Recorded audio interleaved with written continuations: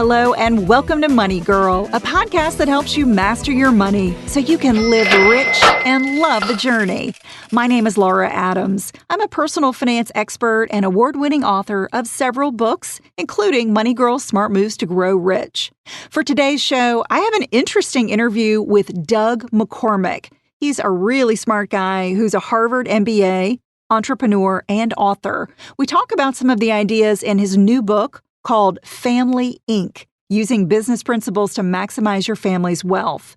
Doug's book is all about how to use rock-solid corporate finance concepts to make better decisions and improve your personal finances. He spent decades managing money for institutional clients, such as insurance companies, pension funds, entrepreneurs, and high-net-worth families.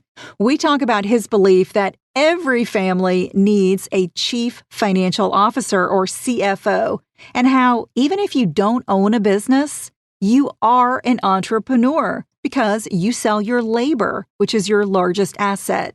Here are some of the important issues that I cover with Doug. We talk about how to manage your labor and career as an investment and protect it with the right kinds of insurance. We cover when to consider going back to school and what types of advanced degrees and skills can pay off the most.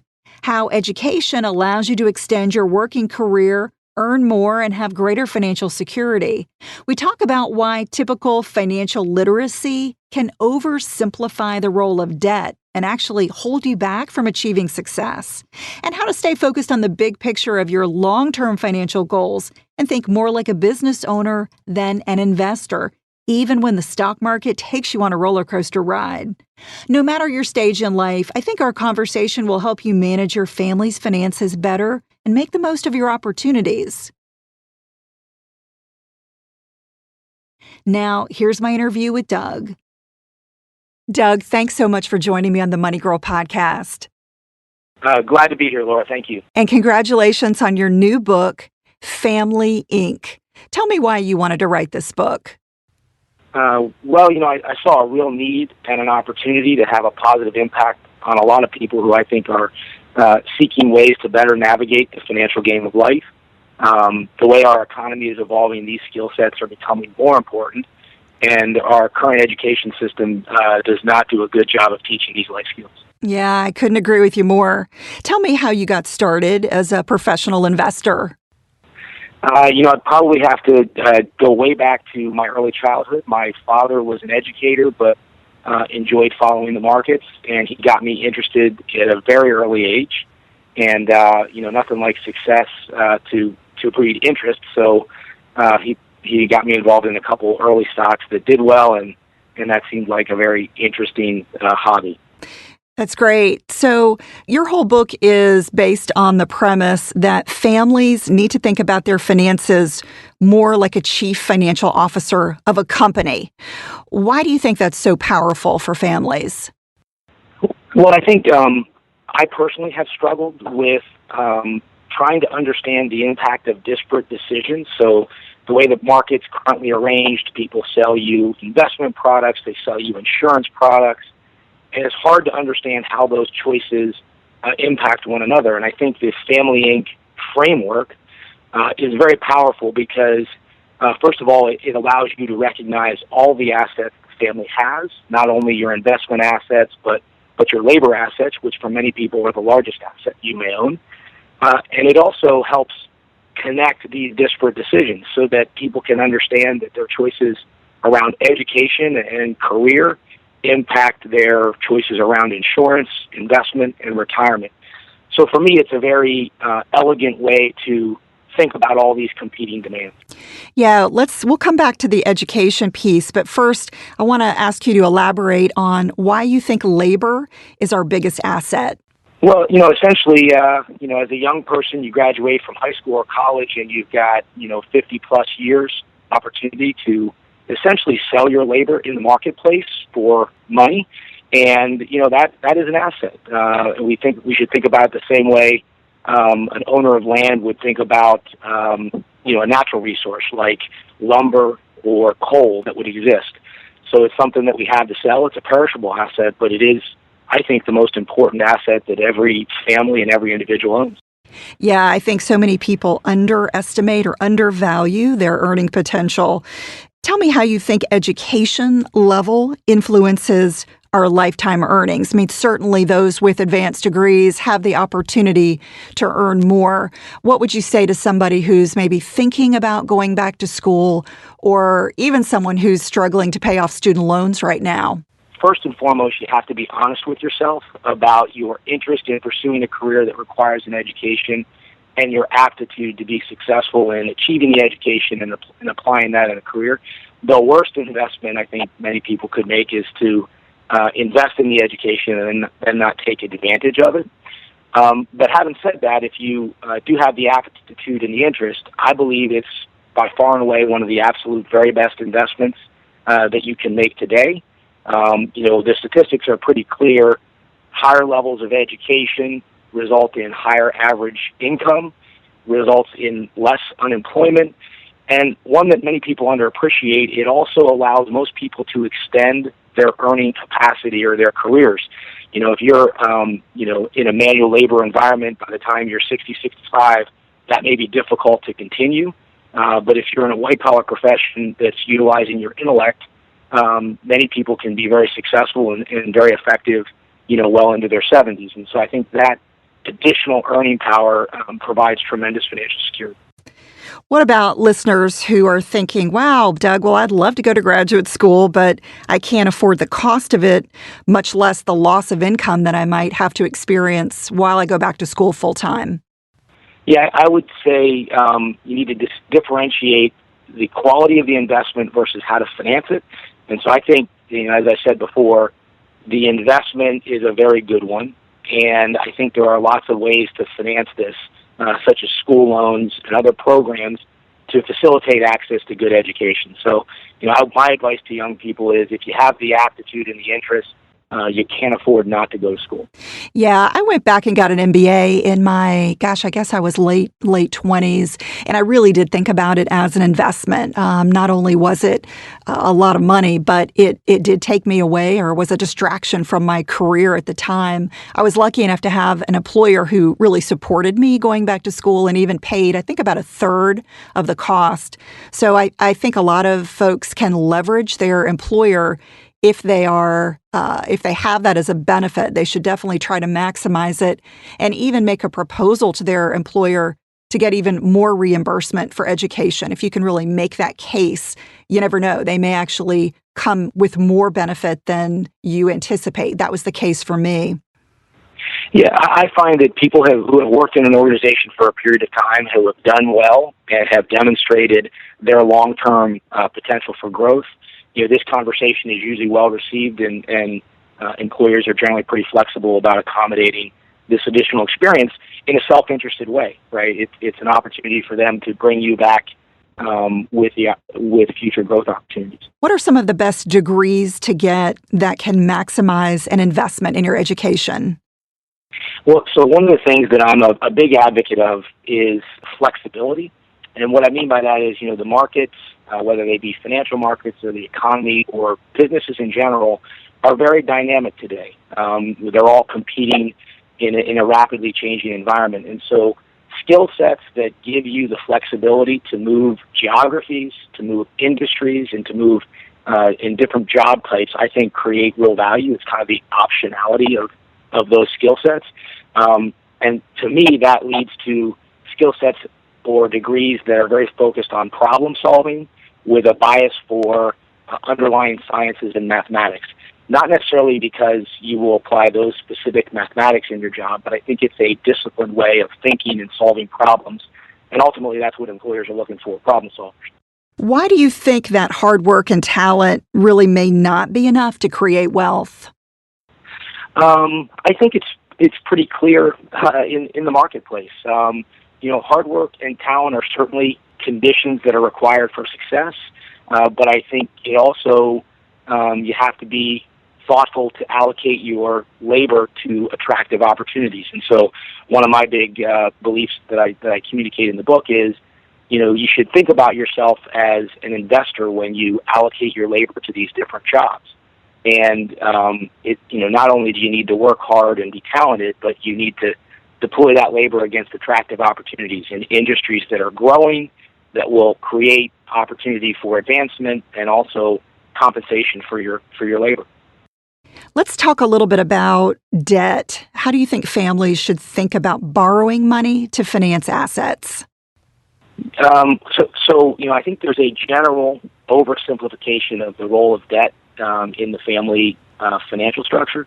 And so obviously, if you're going to, borrow to consume, go eat out, go buy clothes, buy a car, that's clearly not a good investment. But if you think about debt as a way to finance good investments, things like education, things like investments in the marketplace, entrepreneurship, or a home, I think those are all very legitimate. And obviously, debt has a risk associated with it, so it needs to be prudent. But I think it's a valuable tool for the family CFO. Yeah, debt is a tool. We need to use it very judiciously. But in the long run, if it is helping you make money, if it's helping you purchase assets that appreciate over time, it's a good thing. If you're buying assets that don't appreciate, like you mentioned, clothes, vacations, and just basically running up credit card debt, it's a bad idea. Yeah, well, I think this is one of the problems with, kind of financial literacy programs today. I think they often teach to the lowest common denominator. And, the reality is many of these decisions are complicated. They require an investment in the individual to really understand the choices. So I would agree, if you don't have any debt, it's very hard to, find yourself in financial distress. But the flip side of that is I think you've probably foregone valuable investment opportunities if you haven't taken advantage of debt. You make the case for owning more stocks than conventional asset allocation. Why? I think it starts with the Family Inc. business model. And, we talk about the fact that an important asset, and in many cases the most important asset for the family, is your labor. And if you include that in your asset allocation strategies, I think your labor looks very much like an annuity or a bond. You get paid out a little bit each year, and it's pretty consistent over a 30, 40, 50-year career. And so I think in that context, it would make sense to get more exposure to equities. I think the other big thing that I am a believer in is that the number one influencer of your risk profile is your expected holding period. And if you have capital that you expect to be able to keep invested for a long period of time, the risk associated with holding equities decreases dramatically. The last thing I would just comment on this topic is I think we all got to remember the goal. The goal of your investments is growing after tax, after inflation purchasing power. And I think that's best accomplished through equities. Right. So to kind of make that a little bit more simple for people to understand, the idea is that holding equities, holding stocks, they're risky. You see it in the market. There's volatility every day. So if you're watching your investments on a minute by minute, day by day basis, it's going to seem pretty scary. But the idea is that equities have gotten very nice returns over long periods of time. And the idea with retirement is that you don't need this money, typically for decades. So if you are looking at this in a long-term strategy, the day-to-day volatility really means nothing. The idea is that the money that you're investing will be worth more in 10, 20 years than it is today. So this is a really tough concept for a lot of people that don't have a stomach for volatility and they feel like, oh my gosh, I just lost money. Even if it's only on paper, they take it so emotionally. And so the idea is that these equities over time are going to allow you to build up the retirement nest egg that you need to live for decades after you retire. So how can people sort of keep their emotions in check when it comes to stocks?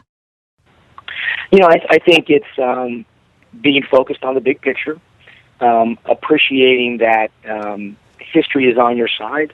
If you look back over the last 200 years, over any reasonably long period of time, call it 20 years, equities have outperformed fixed income. And to your point, it's really a product of, over time, the higher expected return compensates you for that short-term volatility day to day. The other thing that I think is really helpful as people watch the stock market is to think more like a business owner rather than an investor. And so, the volatility or the movement of the underlying earnings of these indexes that we all invest in, like the S&P 500, is actually not very volatile. And you're not buying paper; you're buying very good businesses. When you buy the S&P, you're buying into Coca-Cola, you're buying into Apple and Google, and these businesses have very good prospects. And for me personally, I think less about what someone will be willing to pay for that stock tomorrow, and more about how is that stock going to generate cash flow for me and my family over the next 50 years. Right. And, you think about buying a mutual fund or an ETF with these underlying equities. It's really the easiest way to become a business owner. If you're not an entrepreneur in your work life, it's like you become an instant business owner. And I think that is a mind shift to think about it that way versus gaining or losing money. And so you can make decisions that are, hopefully less emotional that way, and really trust that the indexes are going to work in your favor over time and show you an increase in that investment. Totally agree, Laura. And I think the way the industry kind of measures itself, annual returns and annual volatility is a very nice, neat way to look at performance, because we all think about things in a calendar year. But back to your point, these are investments that you hope to consume 20, 30, 40 years from now. And so annual performance really is kind of irrelevant, and we should be thinking more about performance over a decade or 2 decades. And in that lens, this is really a very different risk profile. You say that the biggest impediment to success is not deciding what to do, but rather having the conviction to do nothing. Explain what you mean by that. Well, I think it's this concept we just talked about. So, the book recommends a relatively heavy equity bias. And so now you've followed that advice and you're in the marketplace, and absolutely for sure what we know is at some point you will encounter a significant market correction. And at that point, having the conviction and the strategy to stay the course, continue to put in money into your retirement programs, and continue to seek incremental equity exposure is tough emotionally to do. And so I think it's best accomplished through education and understanding the logic behind it. But I think that's tough for many individuals. What would you say to someone who's really just getting started investing? Maybe they are even a little late to the game and they've been perhaps living paycheck to paycheck. What are some ways to save money so you can free up more of your budget to invest? So I guess the first thing I would say is, in some ways we talk a lot about investing, but the first investment you need to make is an investment in protecting yourself through insurances, and an investment in a rainy day fund, because surprises invariably happen. And once you've accomplished those two things, then I think you're well positioned to start becoming an investor in the market. I have a certain strategy that I recommend in the book. But I think the more important thing is to get invested, and if you're uncomfortable with the equity exposure that I've proposed, there's certainly nothing wrong with a modestly more conservative portfolio if that's consistent with your perception of risk, and you can stick to that program. Talk a little bit about the types of insurances you recommend for people to protect their labor asset. Yeah, I think the big underappreciated risk is disability. If you look at statistics about the likelihood that a professional could become disabled over the course of a career, it's actually much higher than most people think. And so, financially, this is more challenging for a family than someone dying prematurely, because not only have you lost the income potential, but there are all kinds of costs associated with getting care around the incurred disability. So, disability, absolutely first and foremost. I think life insurance, which is essentially, insurance to compensate the family if someone dies unexpectedly and you've lost that income stream. And then I think, a variety of insurances around liability management, whether it be umbrella liability or auto insurance, all of those in my mind are the foundation for good defense. And once you've got your defense in place, then I think it's time to play offense with your investment strategy. Yeah, I recently did a podcast about 10 financial products you need to grow wealth. And disability insurance is one that often gets overlooked. We're actually more likely to become disabled before the age of 65 than to die. And that's a pretty shocking statistic when you think about it. So everyone who's earning an income really needs to seriously consider disability insurance. I think folks forget that health insurance just covers your medical bills. It doesn't cover the cost of your to live, food, housing, bills, if you do get injured and are unable to work. So that's a pretty important policy. Well, Lauren, if you go back to the Family Inc. business model, I started this conversation with, your labor assets are generally your largest asset, and these insurances are designed to compensate the family if they have a tragic loss of that labor asset. So, again, I think it gets back to the power of looking at the family as a business, because you can directly see, the asset and the loss of the asset and how they go together. Terrific. Doug, this is incredible information. Tell the listeners where they can learn more about you and your new book. FamilyInc.com is a website that provides some more information about the book, the philosophy. It also has some high-level tools.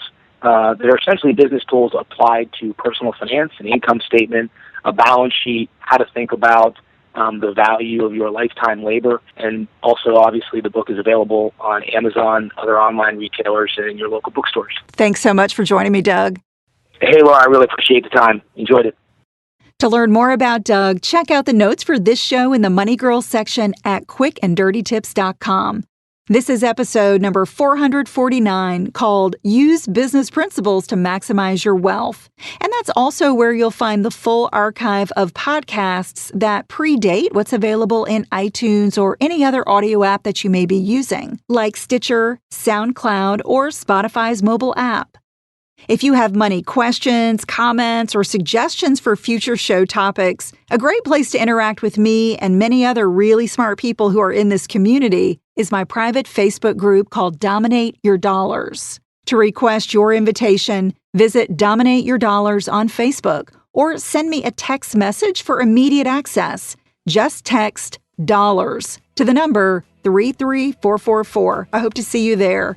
That's all for now. I'll talk to you next week, courtesy of Money Girl, your guide to a richer life.